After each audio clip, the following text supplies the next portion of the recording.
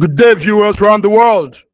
It's beautiful morning here in Milan, Italy. My name is Mark Godwin Iweajunwa, and we are here on our Wednesday program, SSN News Echoes Global Africa. And today, Wednesday, the 27th of March, we have our global news for you all. But I can't do this all by myself. Around the world, our coordinators, friends, and partners in this media business in faraway Lagos, Nigeria, is our man, Olayinka Raji. Big brother, how are you? I'm very well. Good morning, Mark. Good morning, viewers all over the world. Good morning, Raji. It's good to see you. Yeah. And we know you're here with the update. In faraway Toronto, Canada, this morning, I think it probably be like early morning in Toronto this time, is Sir George Chukwu, the man that takes time to be with us. Good morning, Mark Godwin Iweajunwa, and good morning, Raji. Good morning. And good morning, viewers from around the world. Welcome you to our show. Today is going to be a fantastic one. Yes, thank you. And the viewers are increasing. The numbers are there.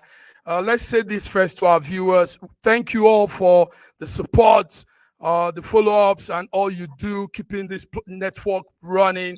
George and Raji, impressive feedbacks from our viewers. The numbers are climbing. In Russia alone, we have close to 6 million views in the month. Wow. And now in Europe, the numbers are growing. So we want to thank our viewers for keeping it real with us. Yes, so we're here. This is what we do. We are not most times politically correct. We speak from our heart, but we just say it as it is, you know. And this morning, we have a lot of things to say as it is. But first, let's run through some newspaper headlines we're following.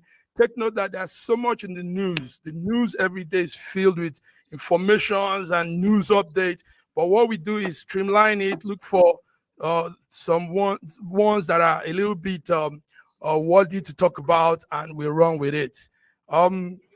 This morning in Kano State, Nigeria, that's north of Nigeria, a court in Kano has sentenced a Chinese national, Frank Jian Jiongron, to death by hanging for the murder of his girlfriend, a Hausa girl, Ukaltamu Buhari.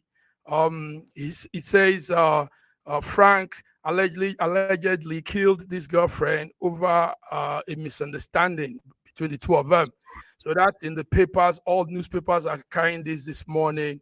And I think we have a picture of that too. The man and the girl that he killed. So that's Frank Queen Guamgum. Now he's to be hanged too for killing his girlfriend.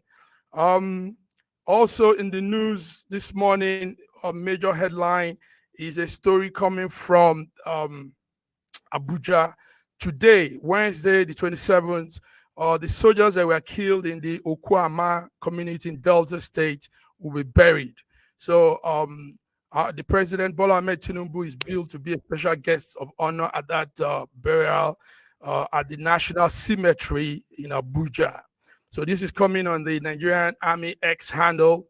As at early this morning, this is what we had. So you all remember what happened in Okwama.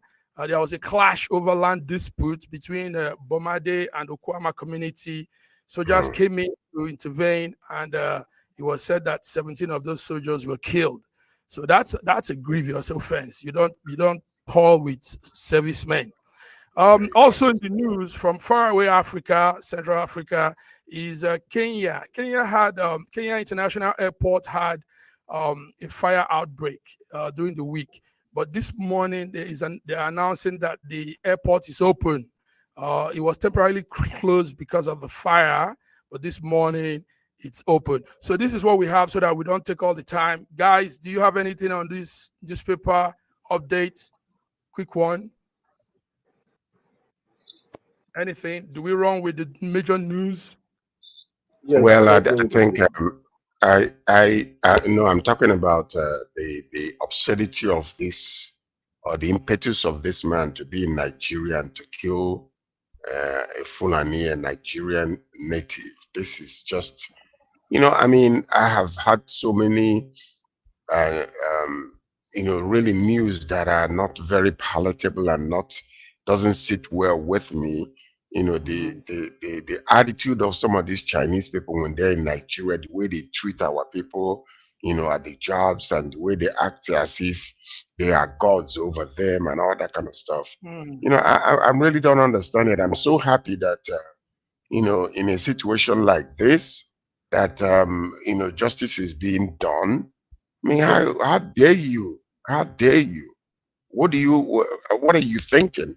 You are in a Chinese in our own country, and you come there and then you kill, in spite of the way they treated Nigerians in China.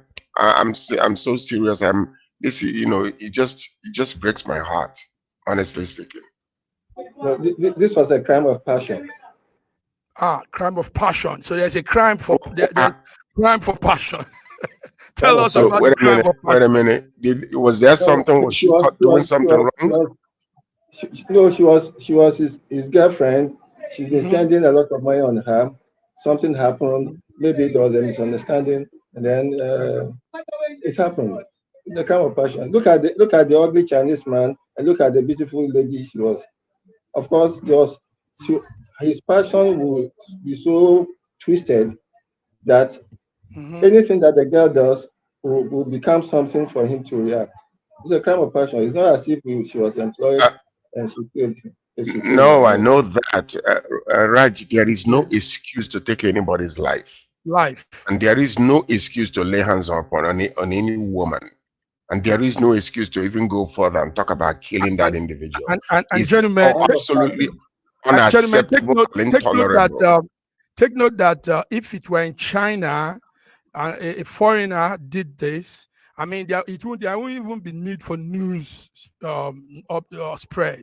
They just blow you off, I mean, some of the offenses foreigners, mainly Nigerians, commit in China, you'll be surprised at the reaction and the penalty for those offenses. Little offense. That's right.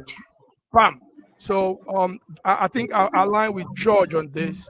And we're still going to talk about this when we come to the business news with Bianas, the company that came.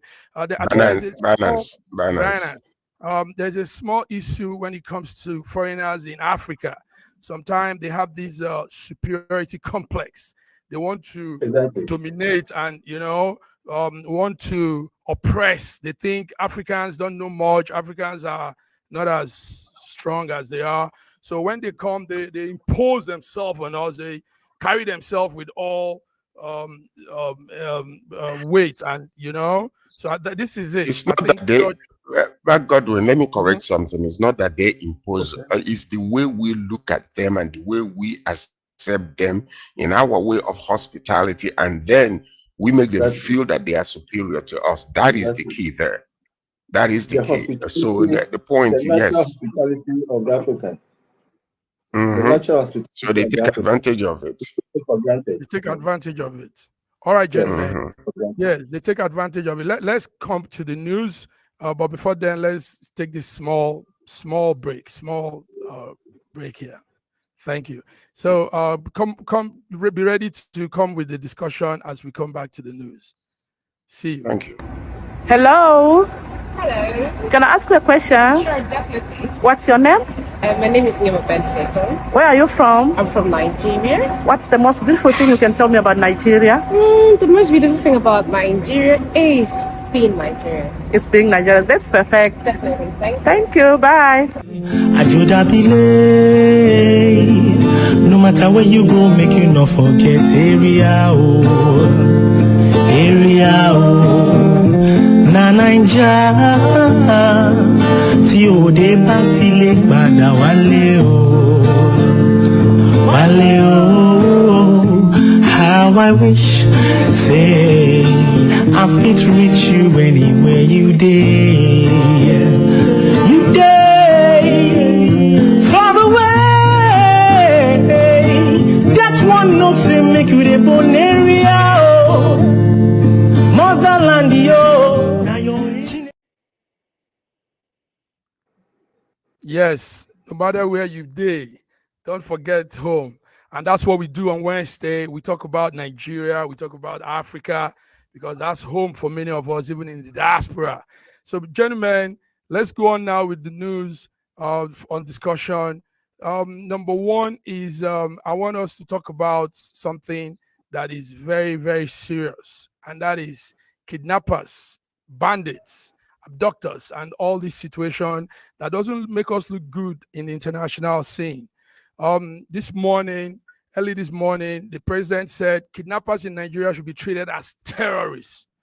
Our president, Bola Ahmed Tinubu, said those that resort to kidnapping children are cowards, incapable of confronting the mighty power of the Nigerian armed force. So he said they are cowardly, so they should be treated as terrorists. He was saying this in a late night on the Ramadan breakfast in the State House. And I think that's a worthy statement to look into, because of a truth, gentlemen, we've not been treating, the federal government has not been treating the kidnappers as terrorists. You know, we hear of them being enlisted into the army. We hear of them being recruited back into some major important places. And we begin to wonder, how do you just get somebody that has committed a huge crime against humanity and you make it look like it's not a problem? He's welcome back. And yes, we want peace. Yes, everybody wants to have peace with their neighbors. But I mean, some of these people are not even worthy to be giving such treatments. George, let me start with you. Then Raju will give us from the Nigerian perspective. George, why is it now that the federal government is saying kidnappers should be treated as terrorists? I mean, the federal government is saying that simply because Bola Ahmed Tinubu, our president, is sick and tired of what is going on in the north. Okay. This is something that has happened so many times. We've seen it happen so many times, whereby you don't talk about arresting the kidnappers. It's only negotiating with them, giving them money. They go, because they were intentionally brought into the scene originally during the Jonathan era, and now all of a sudden they have become masters of the nation. And them knowing the reason why they brought them originally and still collaborating secretly with them is the reason why whenever they are arrested, you hear about them being arrested, then all of a sudden you talk about rehabilitation, bringing them back into the military. Can you imagine? That is a deplorable way of thinking, because they don't want to, they feel like their people are different. Therefore, we bring them in, we can, teach them whatever Quran says and bring them back, and that's rehabilitation. It doesn't matter if this type of thing is happening in the East or in the West or in the Midwest, you will see a different reaction. So I think it's about time for Bola Ahmed Tinubu, a straight message to you. You need to continue to attack this situation, go to the root cause of it and destroy these people, because they are destroying the nation. We cannot tolerate this anymore. And I want to thank you for making this statement, but let it work. Don't just say it with your mouth. Don't just say it with your mouth, and then tomorrow they will intimidate you to, backing off. Go to the root cause of it and destroy these people, our economy, our state of affairs. Everything is embedded in all this particular problem that we are facing in this kidnapping situation. It makes you look so bad and it makes you look weak, Mr. President. So go after them and destroy these terrorists. That is the only thing you can do to make the nation have peace. George, your voice is loud, and I guess they are hearing you also with this very, very important message you've put out.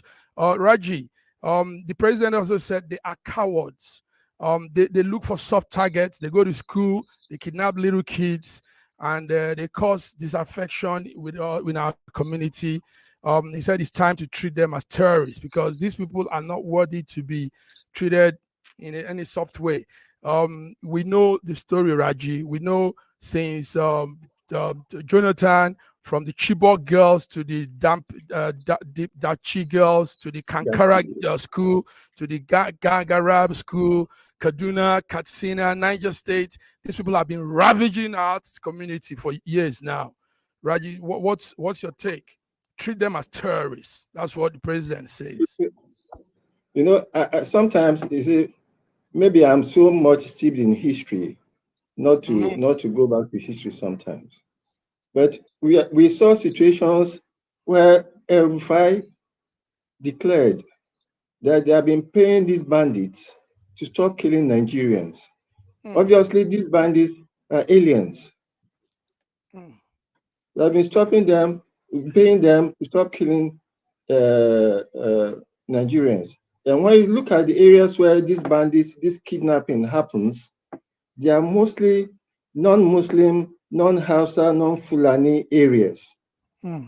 Areas where the minorities reside across the whole of the Middle Belt, up to Nasarawa and Taraba and Benue.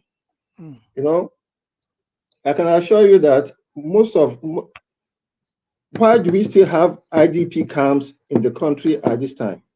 Okay. It's all part of the history of displacement of indigenous people and resettling their areas with aliens that were brought in from outside. Now it has come to this kidnapping for ransom. The first time there was a kidnapping for ransom, and ransom was paid, which was negotiated by Gumi. That was the time that we actually instituted that as a business. How can you pay ransom to kidnappers and have a middleman who goes between you and the kidnappers to negotiate ransom? And the last time the federal government declared that there were some group of people who have been identified as funders of this kidnapping, of this ransom thing, Gumi came out to confront the government that what the government is saying is a lie. And this is the chief negotiator between the kidnappers and the ransom takers, and he's working free. Now, as George mentioned, the treatment that is given to the people down south is different from the treatment that is given to the people up north, and it shows us that we cannot be a nation of the same people. Look at what happened at Ukoma, and for the president within 24 hours to issue a statement and to give the whole situation into the hands of the military. It gave the defense headquarters permission to take over the investigation of an event that happened between the military and the civilians. You are now giving the control of that situation into the hands of the military. What has happened in Okoma and neighboring villages now? The whole place is unsettled. Almost all the place is in lockdown. Most of the people have been killed or have left their villages because of fear of reprisals. And even the clerk has had to come out to complain that both his ancestral home, the village of his father, the house of his father, and his own house have been bulldozed or probably have had soldiers coming in and breaking down his doors and searching for things that are not there. It is all in the hands of soldiers, and soldiers are, the earlier we take soldiers out of our peacekeeping civilian engagement, the better for the country. As for the statement that the government is now going to treat kidnappers as terrorists, which kidnappers? In which areas? Let them focus on where there's more kidnapping than where there's more kidnapping for ransom than just a general statement by which different applications will be made to the south and to the north. How can I've said this before? Yes. If 10 children are taken from my village, 10 children are taken from my village, 10 fowl are taken from my village, the whole village will come out. How much more 100 and something children and the whole local government and the whole state is quiet, and we are talking about ransom payment, and we are congratulating themselves that they have been rescued. What happened to the kidnappers? Thank you, Reggie. Exactly.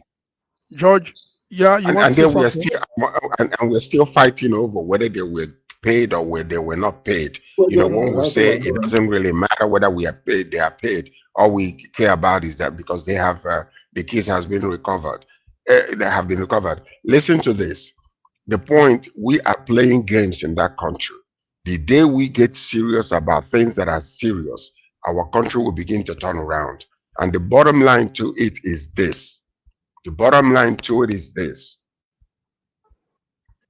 The military have no business whatsoever in dealing with civilian affairs.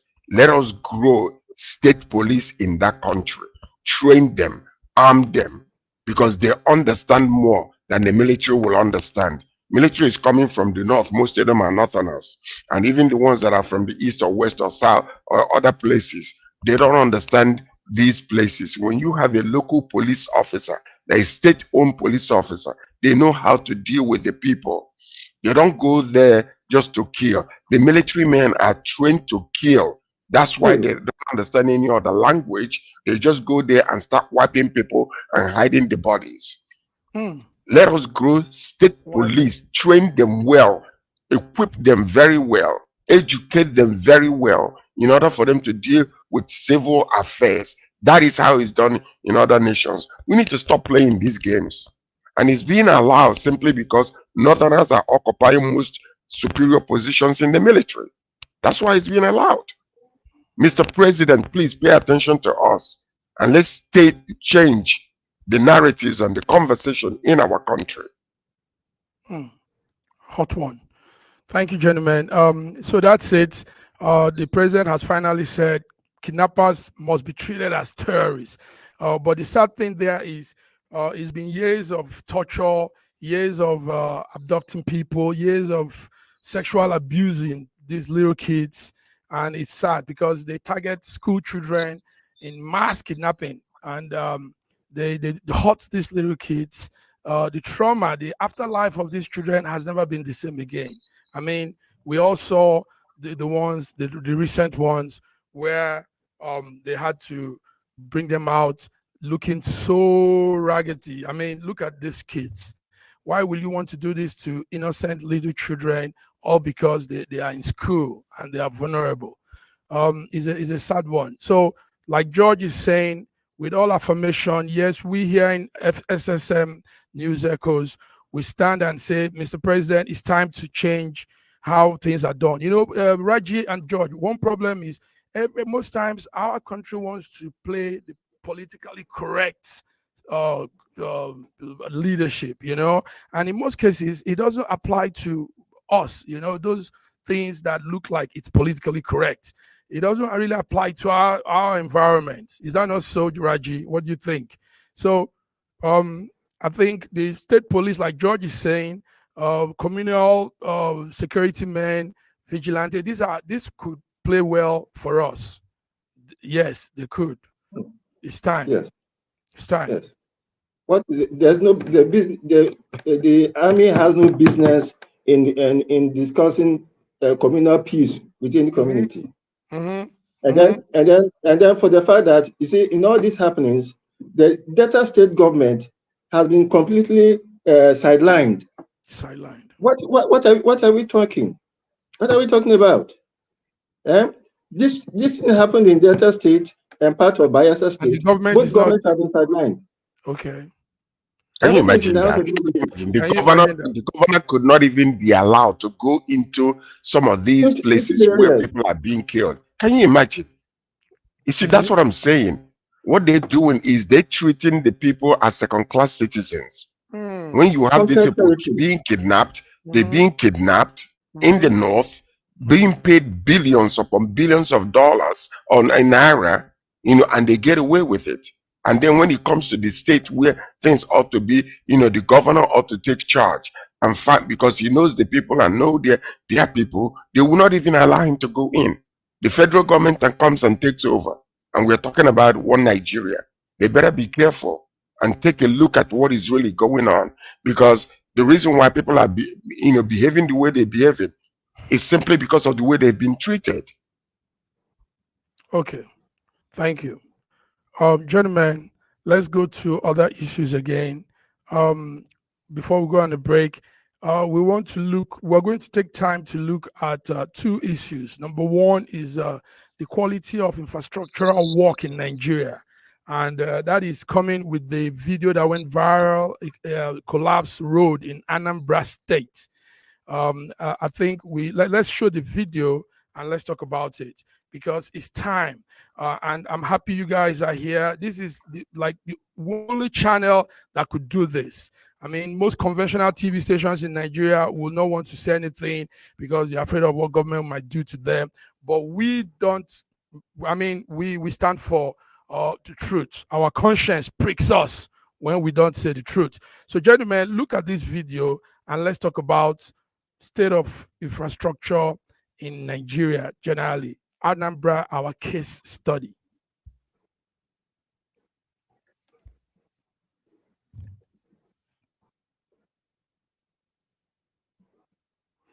Now that's a road, a newly constructed road in a place, in a popular market called Ochanja. Ochanja Market is in Anambra, southeast Nigeria. This is a road that has been constructed, and rain fell, and the road splitted. I mean, you had rubbles and every erosion, all kinds of things happening to the road. Now, it's not just this road, gentlemen, viewers. It is that a lot of infrastructural projects in Nigeria are poorly done. They are done shabbily. Money put into the projects are used for other things, and they go for substandard materials to do these things. And this is taxpayers' money. This is our money. This is our shared wealth. Gentlemen, let's talk about this. Raji, when you see a video like this, a road just being constructed, though the commissioner is trying to tell us, and the state governor is saying the road is still under construction, but that is because of what has happened. You know, they're trying to cover up for their crime. We know that even if they finish the construction, this is how that road will end. Weeks after building, boom, the whole thing collapsed. So, Raji, how do you see, when you see a thing like this, how do you see this? What's your views on this?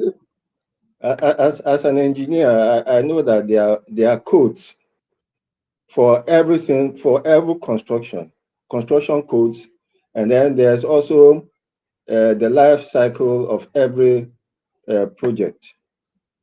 You know, a road like this is supposed to last you nothing less than 25 years if it is well done.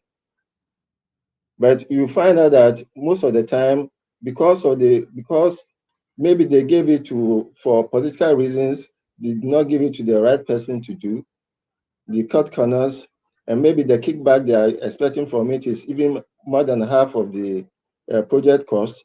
The project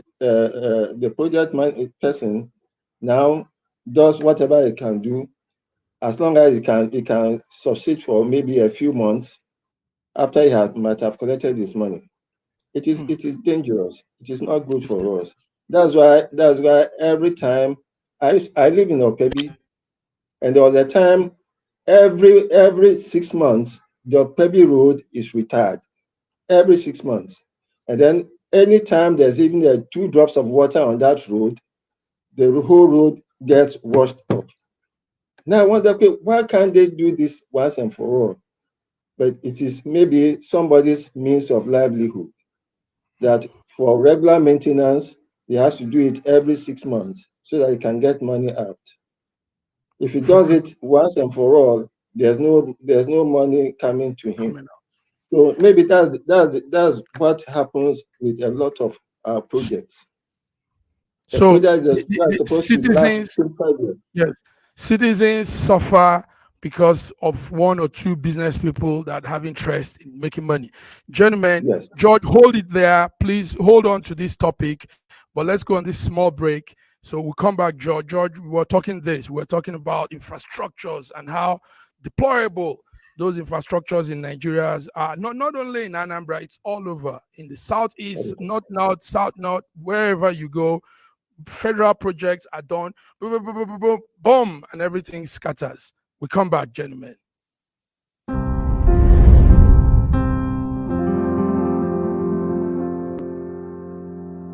Arise, oh, compatriots, Nigeria's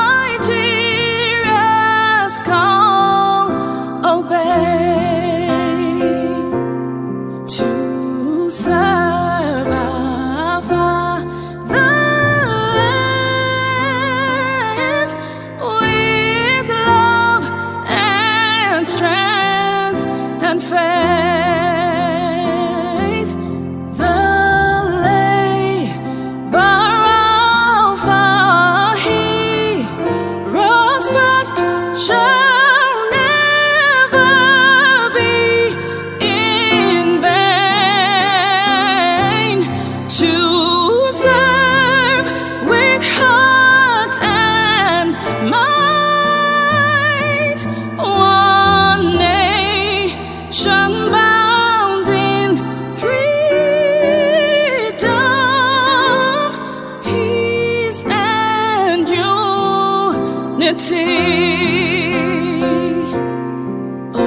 This country has some of the most extraordinary culinary diversity in the world. I'm talking about Nigeria. This first dish is amala abula, made popular by the Yoruba people in southwest Nigeria. It starts with amala made from dried yam and then is covered in a variety of soups. Next we have ofe and sala, a white soup that is synonymous with the Igbo people of southeastern Nigeria. It goes best with fufu, or akbo as the Igbos call it. Next we have suya, the most well-known food of the Hausa and Fulani people of northern Nigeria. Meat is covered in a peanut-based powder called yaji and cooked over an open fire. This is banga and starch, a classic of the Urhobo people of Delta State. Lastly, we have onunu, a plantain-based swallow of the Izon people in south-south Nigeria.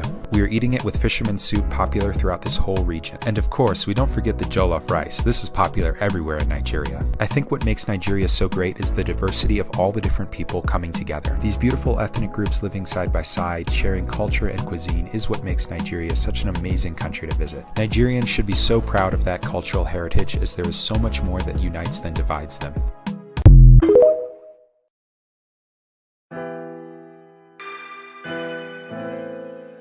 Schengen Story magazine is an African international bi-monthly magazine based in Milan, Italy, and founded in 2016. The publication focuses on personalities, fashion, style, entrepreneurship, and culture for Africans. Though articles on food, movies, fitness, music, travel, sports, technology, and books are also featured. Our lives full of best stories.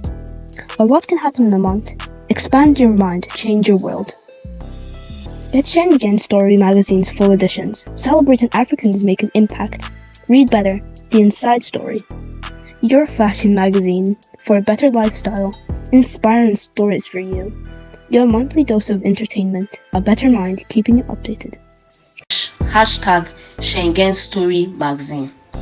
Get Schengen Story Magazine.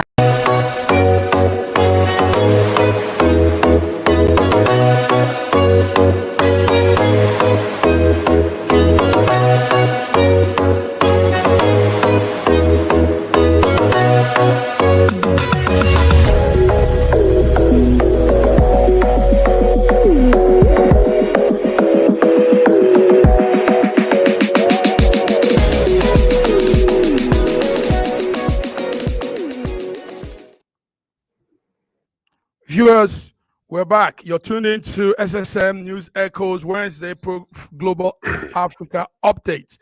George, let's come back to our topic. Let's come back to what we were talking about before. Yes, we saw that the road in Ochanja, Anambra. You grew up in Anambra State, George. I grew up at Onitsha. Yes. Onitsha. Okay, good. I mean, look at that.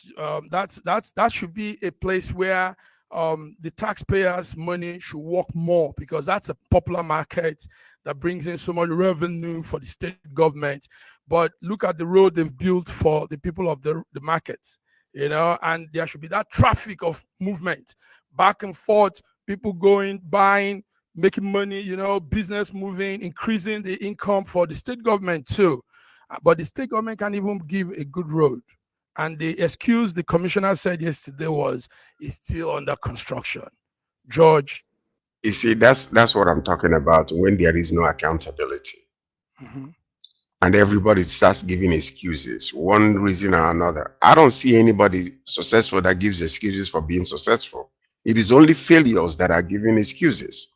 Number one, Governor Soludo, a week before this thing, inaugurated that project when it's not even finished yet. And then the Commissioner for Works, what's his name again? Ifanyo Okeoma, came here giving excuses. So that means they are accomplice to everything that has been going on. Look at the roads that are being worked on. Can you imagine? Okay, they're giving excuses. Oh, that it's only 20 minutes rain that caused this damage. 20 minutes. 20 minutes. Can you imagine that? And then they have the impetus to come and start talking nonsense to the people, wasting taxpayers' money. It doesn't make any sense. And the point is this: they give these contracts to their friends so that there will be kickbacks, and that is the reason. And they do the best they could to use whatever the cheapest material available and the worst type of workers in order to save money. When it was P2B's time, I can tell you, I drove through the roads to see what P2B did. He used to come there to check the construction. When they were laying, he used to go, and you will never know when he will show up. He held people accountable. Most of those roads that he built in between villages and all the way from all through Anambra places, internal roads, they are still good up until today. Why? Because he demanded accountability, held the people responsible, not just kickbacks. What's going on under the table type of payments and money. So even if Okeoma, be very careful, because if care is not taken, if investigation will be done, who can find out who you gave this project to do and what your relationship to it is. For you coming out and talking this nonsense and giving all kinds of excuses, it doesn't make any sense. This is happening all over Eastern region, and nobody comes out to say, oh, wait a minute, how come this road that was built last year is already all messed up? Some of them, when the government ends, they will take all the money and run away because there are no accountabilities. And then a new government will come and start all afresh again. This is what you're seeing. Look at that. This is nothing but white sepulcher, just shining on top, and everything below is just messed up. 20 minutes of rain just did this. But we have some, as much as we say what we say, we also want to give kudos to the governors doing well. Abia State Governor, Dr. Alex Oti. Yeah, we heard he's pulling up good performance. The roads are coming well. We will not give much of the compliments now. Let's watch also as time goes on, since it's just some months to his tenure. Let's see how it will look in the next 1 year, 2 years, 3, 4, 5. Then we can really say, yes, the man is pulling good, he's doing well. Anyway, that's it, viewers. We need to begin to get our governors, local government chairmen, commissioners, everybody. We need to begin to get them to do the right thing. It takes nothing to do the right thing. It's not rocket science to do the right thing. So people think to do the right thing in governance, you need to. Okay, George, go ahead. Do you know that you cannot put a shovel down or put a sand in front of your house that you're doing construction without the natives coming to demand money from you? Do you know that? And most of the time when they come, they will make sure that whatever you pay is commensurate with what you're doing. If you're doing more, I was trying to renovate my father's house. at Onisha. Okay. Immediately the son was landed there, they came. They demanded for payments. And they called me. Why? I said, Why? who are this is exactly what is happening in our country. The local people will not allow you to put anything down until you pay them. And then when they come back again, after we finished the construction, and then we wanted to put the windows, they came back again for additional money. These are the little foxes that are destroying our nation that needs to be gone. We need to go down to the root causes of it and stop it. And stop it. Okay, we need to go down to the root causes of it and stop it. And one of such things that we need to stop, gentlemen, as much as we need to do this update, we need to do it. Binanza, I don't know how you pronounce that word. Update, yes, Binance. Sorry, I'm trying to bring up. Okay, this is it. Binance, Nigeria just confirmed that the executive director of Binance have fled the country with a smuggled passport. Nadim Ajuwala holds British and Kenyan nationality, and he has been the Binance African region manager. But now he has taken off from our country. And the Nigerian agency is working with Interpol to get a warrant of arrest on him. Gentlemen, why I'm bringing this up is, is it that we are slow to? Good, thank you. A viewer has put in words there. Starlet Entertainment. He said, this is toggery, must not be tolerated. This is just criminal. Thank you, Starlet. Starlet, it's real criminal. So how we're looking at this, gentlemen, let's look at it like this. Is it that these foreign businessmen come to our country and think they are smarter than us? Or is it that our government don't know how to deal with foreign investors? I mean, you can't do this, a Nigerian can't do this outside Nigeria, for sure, no matter who you are. So, but these people come, play on us.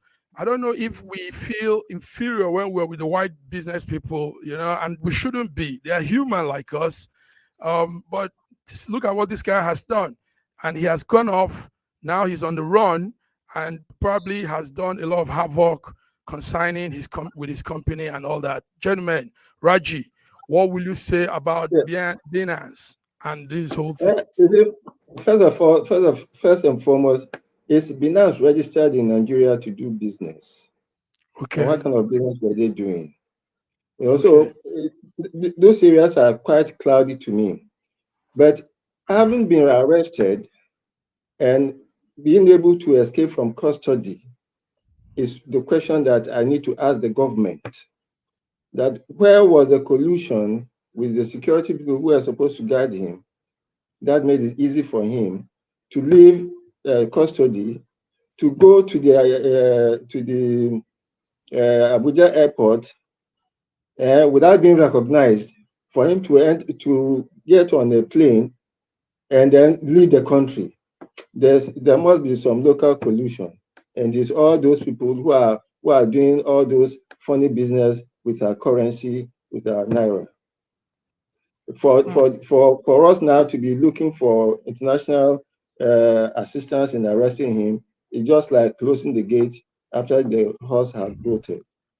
Yes, so that's true. Also, if he's holding a British passport, Raji, I mean, it's not. Yes. It shouldn't be a hard thing for the federal government to say, British embassy, British consulate in Nigeria. I mean, you should know about your citizen when they are anywhere. So where is this guy? How did he go? We shouldn't be saying this, that he has left and he escaped and all that. I mean, they know how to bring him wherever he is. He's having their passport. He's a British citizen. So, George, they don't have any responsibility. They don't have any responsibility to help you arrest him. They don't have any responsibility. So then what are they doing as consulate in Nigeria? Why don't they have the responsibility? They don't have. A citizen came in, you arrested him, you allowed him to escape. What do you want the British to do for you? Look at your own security arrangement that allowed him to escape. Look at the collusion that at all levels that allowed him to leave the country. Didn't you have? But I understand that the security people had his British passport, so he might have used his Kenyan passport to escape. So how was he helped to escape custody? Well, the point is, we're pointing fingers in the wrong places. The point is this: even the man himself, we should not be pointing fingers at him. We need to go local. We need to go internal investigation from the people that we assigned to keep this person, from the people that were, and why was he kept in the place where, in a guest house where he was? Number one, why was it so? Why should there be a preferential treatment for him instead of others? Is it the SSS that had him? If they did, how was he able to access the telephone? Number one. Number two, to make arrangements, to get the other passport that he used to escape. How was it that he was given the opportunity? I know Muslim friends, they pray at their homes. He was given a preference to go to the mosque to pray, and from there escaped. Come on, man. Are we fools? Are we blind? Are we deaf? Are we dumb? We know what happened. It is all internal. The people has been compromised. The security system were compromised, and we need to look into it. This is exactly what I'm talking about when it comes to the state of affairs in our country. We play games a lot. What is it? I mean, is it that we are not intelligent? Are we dumb and deaf? Are we stupid? No, this man paid money to the security people from the need to investigate internally and find out and hold responsible the people that were supposed to have kept him, because there could not be any, there is no way this man will escape without internal help. There's no way he could have escaped without. That's why Starlet Entertainment says this is thuggery and must not be tolerated. This is just criminal. He's a criminal. That's what Starlet is saying. And not only that, and not only that, he is not the criminal. He is not the criminal. He is not the criminal. The man has no. He has every right to want to escape from our custody. It is our responsibility at the highest security level. There must be a collusion at the highest security level. It's all about the billions of dollars that have gone through Binance. Okay. The point is this: he is a criminal for absconding from detention. He's a criminal. He's a world criminal. For him to do that in a country, a sovereign country, he is a criminal. You don't do that. So don't say that he's not a criminal. If the nation arrests you, if the nation arrests you for whatever reason that might be, after 2 weeks of the first detention, they extended it because they wanted to investigate, and you gotta bribe people to take you out of the country. You are a criminal. So let's not, you see, that's the mentality that we have in Nigeria that is rubbing us so wrong. Thank you. Go to China and try such a thing. Go to China or Russia and try such a thing and see what will happen to you. The Russian and Chinese security people will not allow this to happen. Well, so we should look at ourselves. We are looking at ourselves, but for such thing to happen, are you telling me that the man is not a criminal? He is a criminal for trying to break the nation. First and foremost, excuse me, no, you're giving excuses, Raji. Stop this nonsense. I'm sorry. You should not do that. No. We will look internally. Reggie is talking from his own. Hold on. Excuse me. Can I talk, please? Can I talk, please? Okay. Yeah. Can I talk? Thank you. Thank you. Listen to me. You are in a sovereign country. Whether or not you have colluded with the locals to escape, first of all, colluding with them, bribery is a crime to begin with. If you bribe the locals to get yourself out, that makes you a criminal to begin with. Number two, you should not escape the custody. You should allow the judicial system to take its course until the end. If you are innocent, why are you running? Okay. So these are the things you have to look at. Let's stop all this, pontificating and giving excuses. We have to.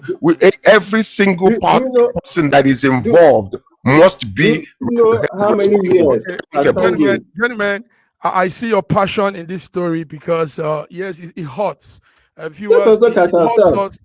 It hurts us that people will come to our country and ride us and treat us like this, and they won't do We this. allowed We can him. do this. We can do this outside. Nigeria, any little thing they will say, "Hey, Nigeria have come." Nigeria now. No, they will not allow you to do it. Yeah, But this we is a allowed British him to citizen escape. that has come to defraud us. That This is does a not British excuse citizen him. that has come to It does not excuse treat us him. anyhow. Starlet, thank you. He said if just committed a crime, he just committed a crime offense. Why are we not using the language we should use? Strong one, Starlet. Even if he was not guilty of the initial crime, this act is nothing but criminal, and his Thank you. accomplice must be exposed. Starlet, Thank you. straight up, thank you for saying it as it is. His accomplice, whoever has given him the passage to escape, all of them should be caught up because this is. I mean, George said it. A sovereign country. We don't do this to people. Okay, gentlemen, let's go on to some other news before we round up. Also on the financial news update, we hear the story yesterday morning. CBN has raised interest rates to a record high of 24.75%. It says it is in the bid to curb the soaring inflation that is happening in the country. So we've raised our interest rate. That was on Tuesday MPC meeting. Interbank. Yes. Interbank. Yes. So tell us. Tell us the about that. actual interest is over 35 now. It's over 35. And how can you do business at 35% interest? What kind of business can anybody do? The 24.7 is interbank. Interbank. And the bank will raise it up to about 30, 35. You can't do business with it. In this economy, 35% interest on anything you want to do. What will you do? Oh dear. So we thought they were saying it's trying to curb the soaring inflation, and these are some strategies they're bringing in. Now it still doesn't affect the citizen. So what can we do? So CBN, reconsider whatever you're doing there and understand that it is not just the interbank that matters. It is also what's happening in the with small business people, SMEs, and all that. And that's where the business. That's what also carries the country's economy. Those small business people. So thank you, Raji, for telling us how it is. George, let's go on. Last one, some news again.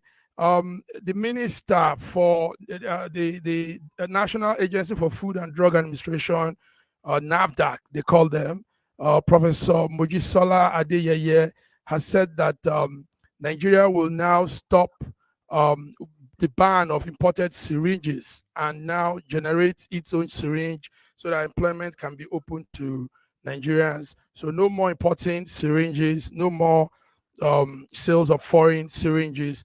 I mean, the syringe for injection, you call injection. Yes. So me hearing that we still import syringes, I was taken aback. I said, are we still doing all these are little things that we need to be producing ourselves. We import toothpick. We import toothpick. So why are you surprised about syringes? Okay. So anyway, syringes are now no more going to be imported. We'll be producing them locally. So says Madam Dr. Professor Mojisola Adeyeye, and that's her in the screen there, explaining the new plan for NAFDAC. So, gentlemen, on a sad note, before we go off, let's talk about the governor. The question is this. The question is this. They should investigate to find out whether the local producers, what they are producing, that it is efficient and it is good enough. or just, making a statement arbitrarily, and then all of a sudden we come back and we don't even have enough, and then we have to start smuggling them in. You see, before you make such statements, are you going to just almost like, what happened? No, seriously, because this is a matter of life and death. These are things that are used for people's, by doctors and nurses to save lives. And some people that have like, diabetes, they can use syringes, on themselves. So we better make sure that the local producers, what they are producing is good enough, and they can produce what we can use before we start making all these statements. This is exactly what happened with the, with the subsidy and all other projects. You come, you make announcement, you have not done your background work, you have not checked the companies that are producing local syringes, whether they can be able to accommodate, the demand locally. So let us make sure that it's not just one of those fly-by-night type of statements that will come back and bite us again. Because these are the things we do. We put the cart before the horse, and it doesn't work that way. So, making such a statement is a fantastic one. But let's do our homework and make sure that, locally we are able to sustain, first of all, the local production, and number two, that is not going to be like Ochanja Market Road. Nice. The problem, Yes. the problem with the factory to Aba, because there's 24 power in Aba now. Okay. So the problem with producing it from Aba. But what George just highlighted are important facts to consider. Very important. Yes, very George, very good one. You see, this is what we do here, viewers. You see, intelligent outlook, intelligent viewpoints, and we just say it as it is. Thank you, George, for that. Gentlemen, before we go out, a few minutes, there is a sad news coming from Ondo State, southwest Nigeria, where a governor aspirant, one Paul Akintoleri, died yesterday. Paul Akintoleri, he's contesting under the APC party flagship. He just suddenly passed away yesterday, and it's a sad one. Paul Akintoleri. So it's sad. Somebody trying to contest for a governorship election, boom, all of a sudden slums. There's no suspicion about any foul play anyway, even though he has been saying that his life was at stake or was under threat. Oh, he has been saying that his life was under threat, but I don't think there's any foul play. George, the Starlet Entertainment is still putting good right up here. He says, I like Sir George's take on all these issues, especially the health-related topic. This comment will lead to inflation of the price, if anything else, just like the PMS subsidy. Starlet, you're following us. We like this. Thank you, George. That's for you. Thank you. Yes. Thank you. All right, viewers. Gentlemen, let's go. SMM News Echoes will be doing a live coverage of the burial in Delta State. The soldiers that were killed. We want, because the service will be going on soon, so we have to also leave so we can see what is going there in that service. Issues like this concerns us. This is our country. These are our people. These are our servicemen, and this is what we do here. Patriotic Nigerians in the diaspora. So, on this note, guys, I want to thank you for coming. Wednesday news update, Global Africa. Raji, you have anything to say? No, not more. Just that may their souls rest in perfect peace. They gave their life to the country. It's unfortunate. George, the way they had to. Yeah, our special condolences to the families, because when we look at these things, there's an Igbo proverb that when you're carrying another person's corpse, it looks like you're carrying nothing but wood. Many people are suffering, the wives of these men, the children, and the fathers and mothers of these men. They are all in pain this morning, so our special condolences to you, and to even to the governor aspirant from Ondo State, Paul, the family. May the Lord grant you guys peace and strength during this period that you are going through. So that we are with you. We are mourning with you. We are mourning with you. Lord grant you strength. Gentlemen, thank you for coming.